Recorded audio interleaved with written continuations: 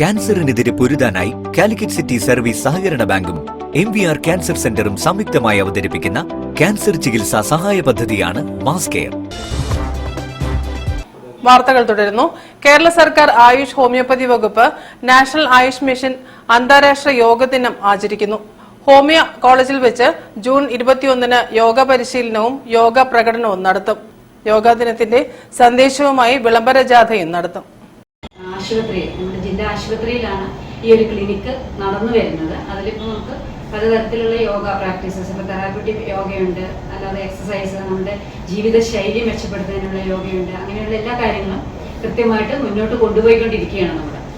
നമ്മുടെ ഈ പ്രോഗ്രാമിൽ വിശിഷ്ട അതിഥിയായിട്ട് നമ്മുടെ ബഹുമാനപ്പെട്ട കളക്ടർ പങ്കെടുക്കുന്നതായിരിക്കും. അന്നത്തെ ദിവസം നമുക്ക് യോഗ പരിശീലനത്തോടൊപ്പം തന്നെ അതിൻ്റെ ഒരു യോഗ ഇൻസ്ട്രക്ടേഴ്സിൻ്റെ പല വിധത്തിലുള്ള നമ്മുടെ ജീവിതശൈലി രോഗങ്ങളെ ചെറുക്കാൻ ആവശ്യമായിട്ടുള്ള രീതിയിലുള്ള യോഗ പ്രാക്ടീസും അന്ന് കൊടുക്കുന്നുണ്ടായിരിക്കും.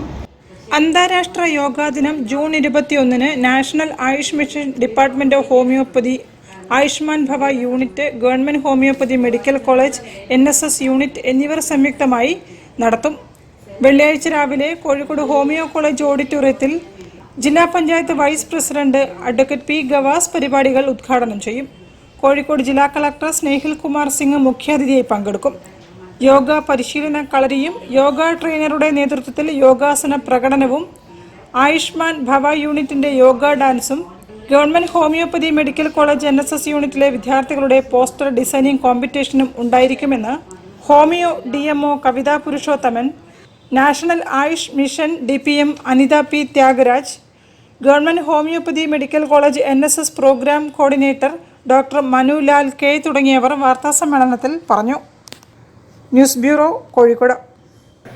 നല്ലൂർ ശിവക്ഷേത്രം പ്രതിഷ്ഠാദിന ഉത്സവം ജൂൺ 20-ന് നടക്കും. ചടങ്ങുകൾക്ക് തന്ത്രി പൊടിയൂർ കുബേരൻ നമ്പൂതിരി മുഖ്യ കാർമ്മിക